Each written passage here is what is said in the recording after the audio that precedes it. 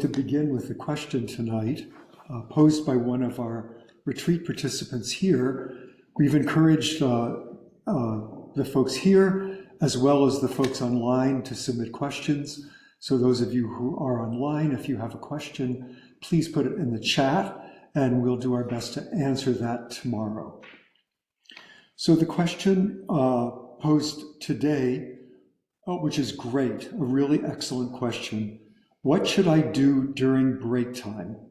My mind is too exhausted from formal practice to do mindfulness practice. So this is such an important point because it really highlights Mingyur Rinpoche's maxim about we don't want to be too tight, we don't want to be too loose.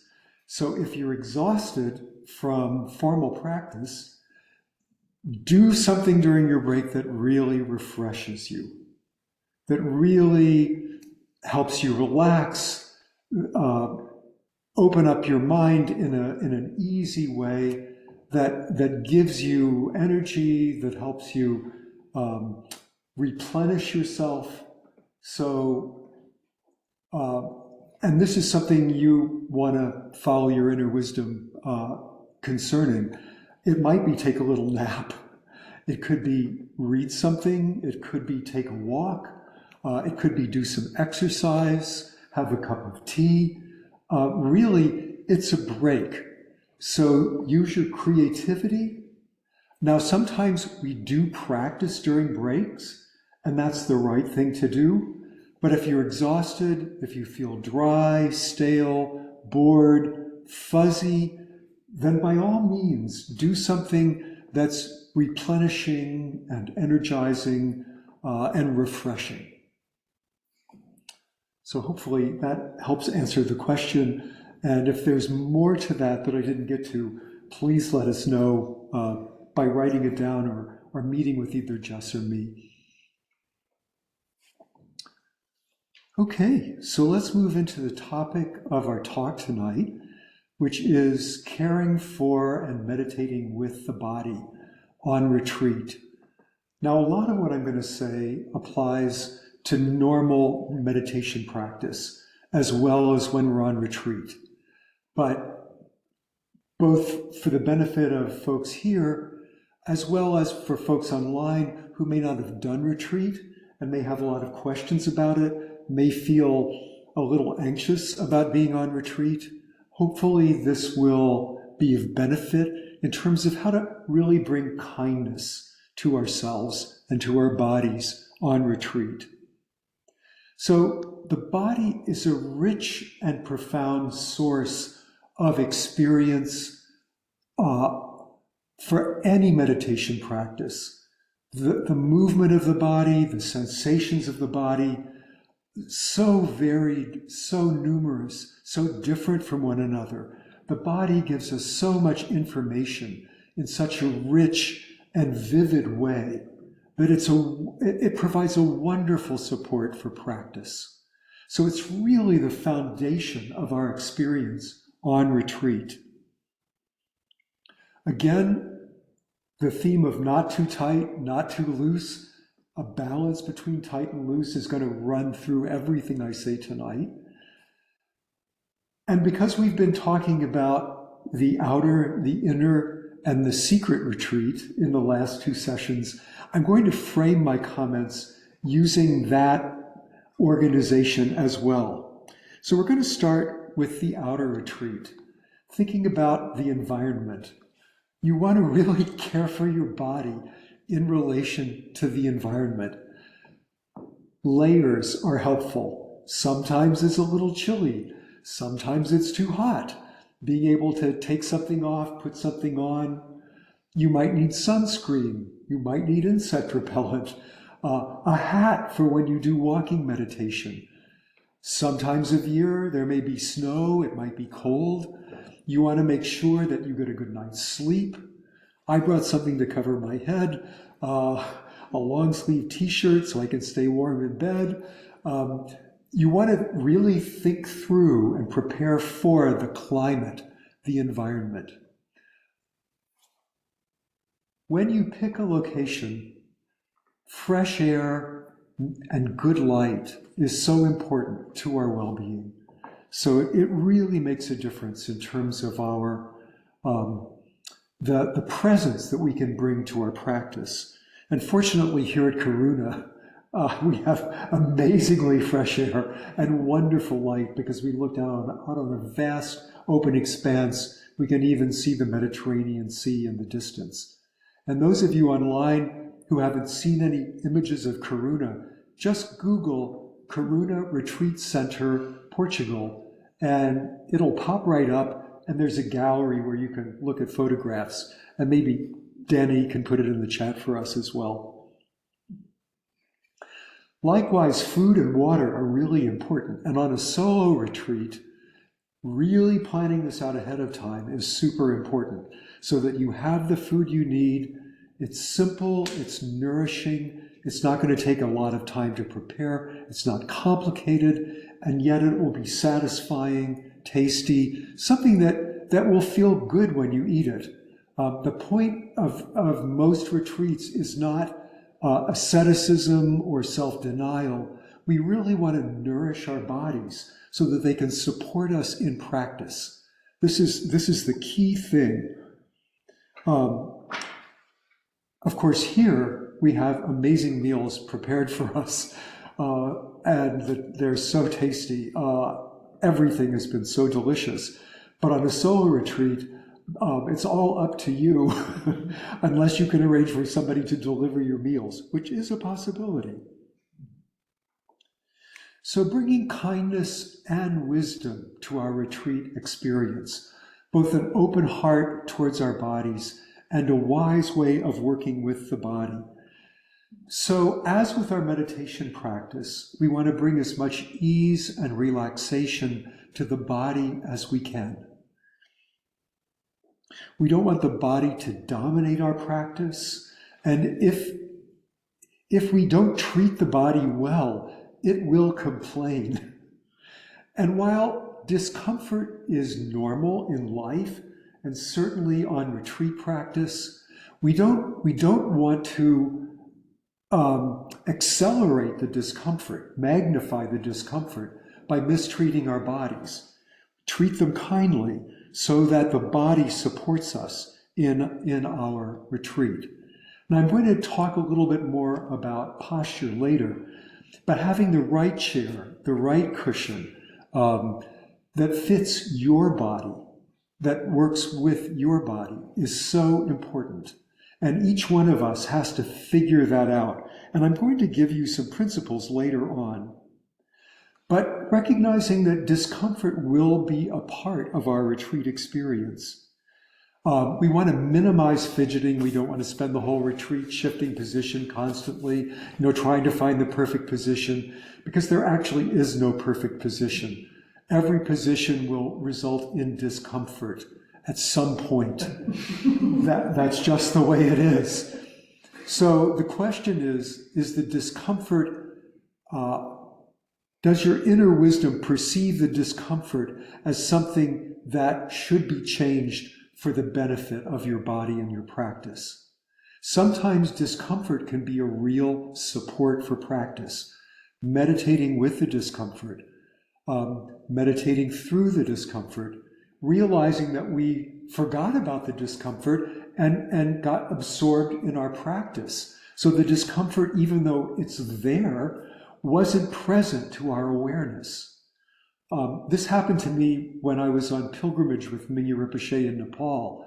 It was really a lot colder than we were led to believe.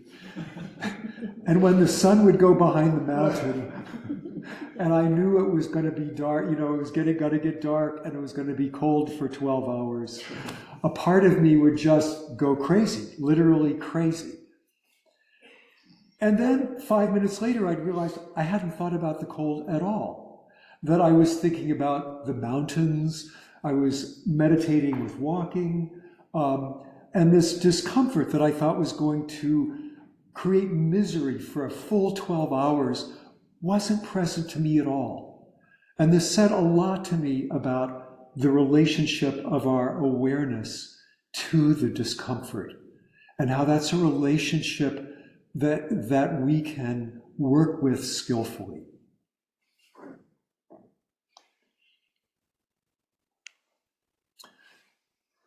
Khenpo Kunga, who one of Mingyur Rinpoche's senior lamas, is currently on 3-year retreat. But for a number of years, he led our winter retreats in Madison, Wisconsin, that I had the good fortune to attend.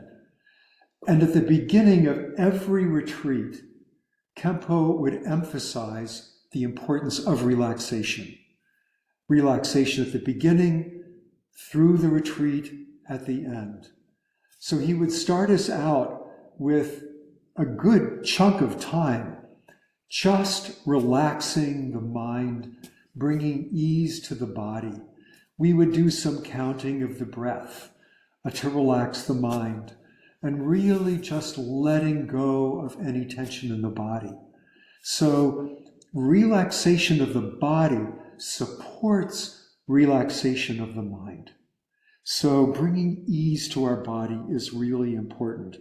And part of that is posture. So Mingyur Rinpoche gives us 2 very simple principles for meditation posture: comfortable, relaxed body, and upright spine.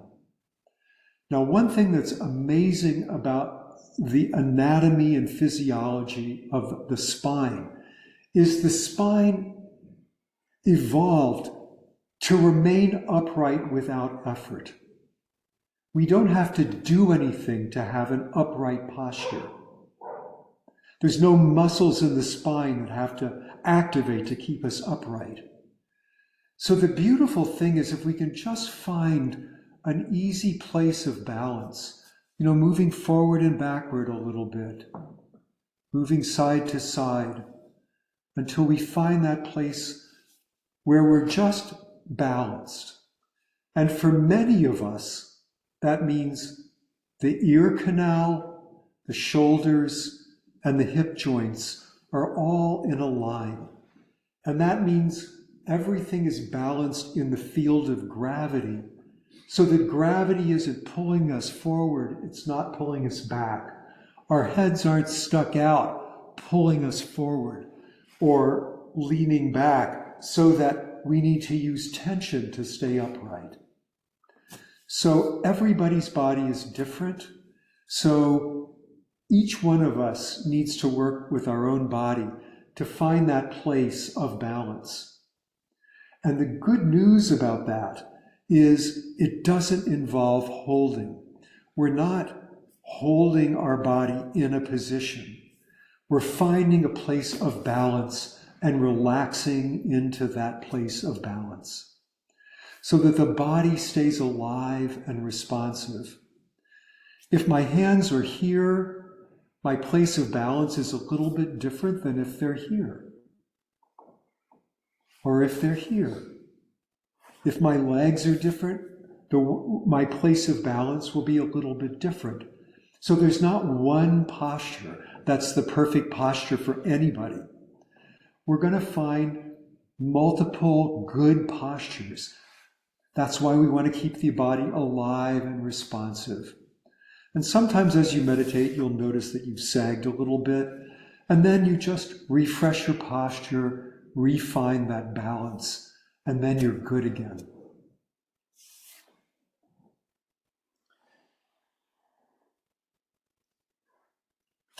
So in terms of a cushion, if you're meditating on a cushion, one important thing is that your knees are lower than your hips. Now you can sit in different ways. We can sit with legs on either side of the cushion. We can sit more cross-legged.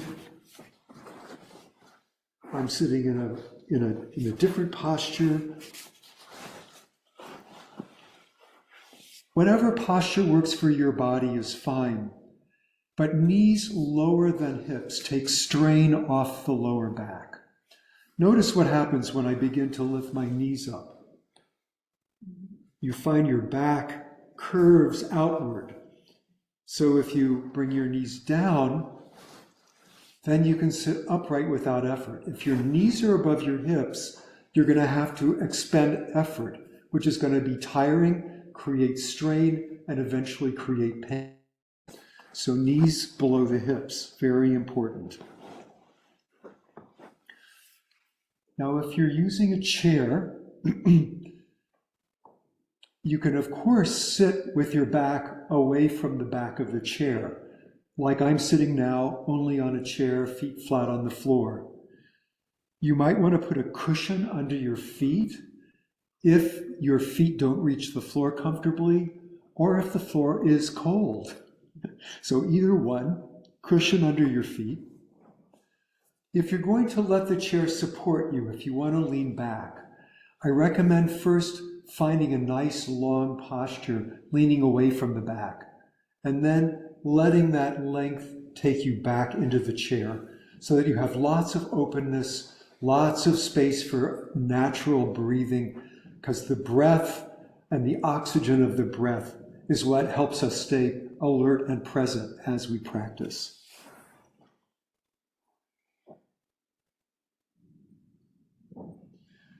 I typically move between a chair and the cushion. I can't sit the whole day with my joints don't work very well sitting the whole day on a cushion. And it's really good for me to switch back and forth. So maybe you will find your own way of switching postures just to keep the body more at ease, to minimize pain, minimize discomfort. So when discomfort arises, there's sometimes a tendency for that discomfort, that pain, to fill our awareness, so that in a sense we kind of become the discomfort. Me and the discomfort are one. So meditating with the body can be very helpful in terms of bringing this back into balance. So Mingyur Rinpoche gives us several ways of meditating with the body. So I'm going to guide us through these to do very brief practice. First way is just to bring awareness to the feeling of the body as a whole. Just knowing that you have a body, a sense of the posture of the body. Often it's helpful to do this with eyes closed, but you're certainly welcome to do it with eyes open if that's more comfortable for you. And what I'd invite you to do as you notice the overall posture of your body, the feeling of your body as a whole, now zero in on some part of the body that's a little bit uncomfortable. Just bring awareness to that part where there's a little bit of discomfort.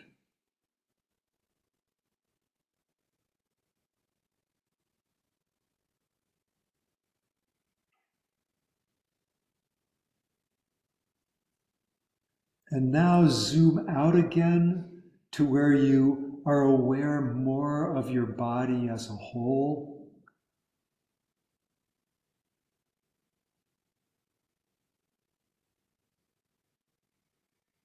And perhaps your experience is similar to mine, that the discomfort actually goes down. It reduces when it's in context of the whole body. I'm not identified with the discomfort only. I'm feeling the discomfort perhaps in the context of my body as a whole. Another way of working with this is to bring awareness to a different part of the body. So right now, my hips are a little uncomfortable, so I'm going to bring awareness to my hands.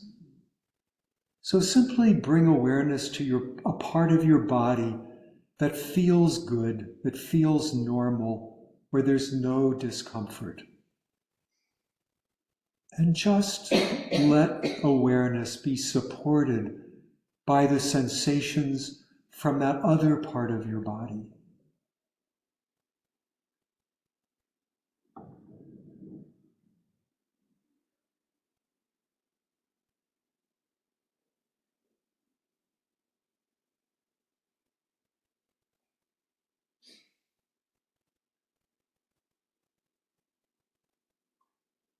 We're not pushing away the discomfort. We're simply trying something different. We're simply using our wisdom to shift our awareness.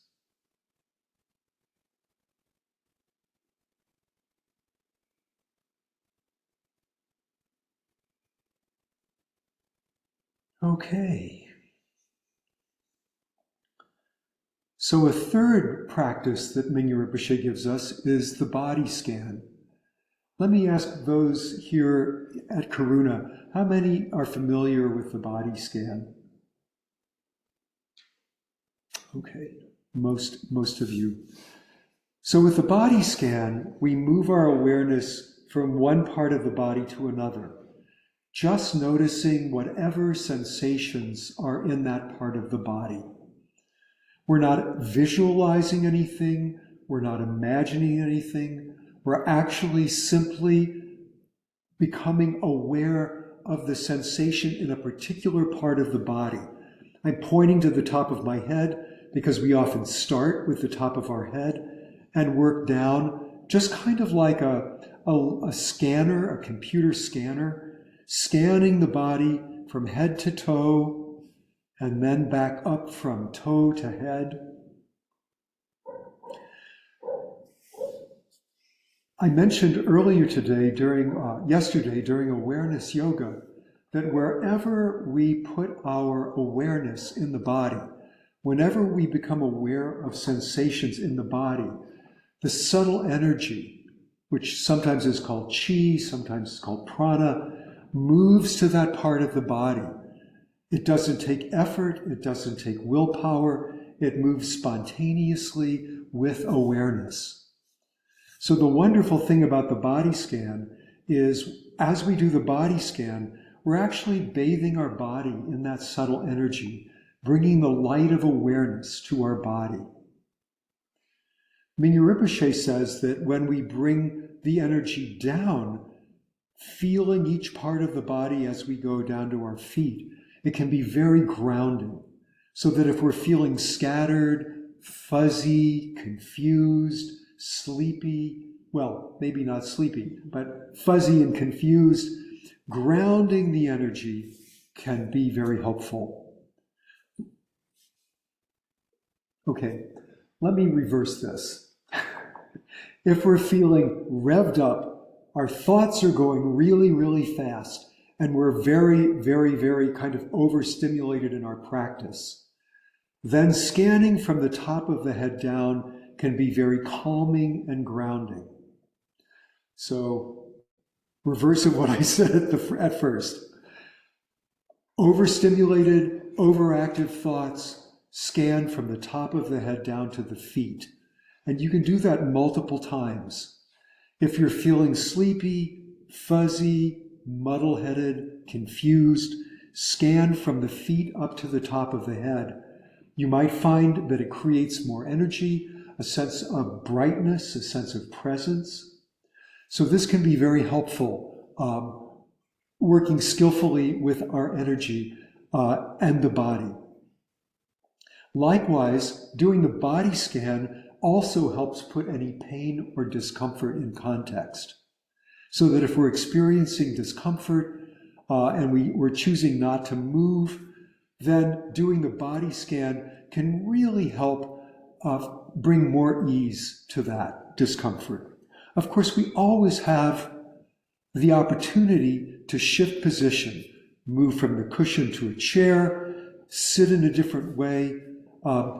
Use your creativity. There's no right or wrong answer here. It's all about your inner wisdom and what will serve your meditation practice. I'd like to talk for a moment about meditating with emotions, because sometimes discomfort or feelings in the body can trigger emotions and thoughts. So let's say we're experiencing a pain somewhere in our body, and suddenly we begin to think, oh, I think something's wrong. I think something, like for me, if I have an itch in my ear, I always think a bug has crawled in my ear. 1,000 times. And I said, okay, this time I know there's a bug in my ear, even though the previous 1,000 times there was no bug in my ear. So, and I become anxious and I begin to get agitated. Okay, so there's an example of an emotion arising during practice because of a sensation in the body. Okay, so how do we meditate with emotion? So awareness is the essence of meditation. The primary practice of meditating with emotion is simply being aware of the feeling of the emotion in the body. So when I get anxious, my stomach gets tight, my breathing gets a little shallow, my face might get tense, my shoulders might start to creep up. So I begin to bring awareness to that feeling. The gift of that is by coming into the body and being aware of the feeling of the emotion in the body. It takes me out of the story. I'm no longer lost in the story of the insect crawling into my ear. I'm now with the emotion in the body.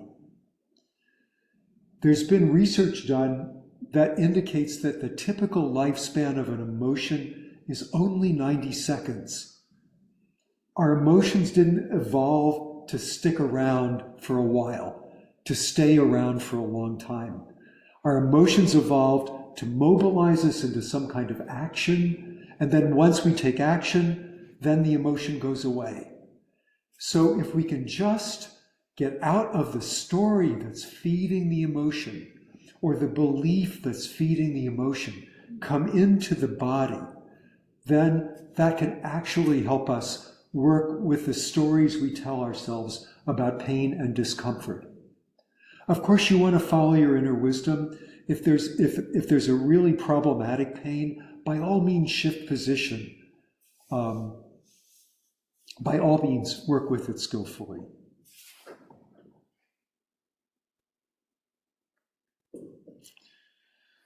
So to conclude the talk for tonight, let's talk about secret retreat for a moment. We talked about outer retreat, which was the environment, clothing, light, food. We then talked about inner retreat, how we work with thoughts and the body.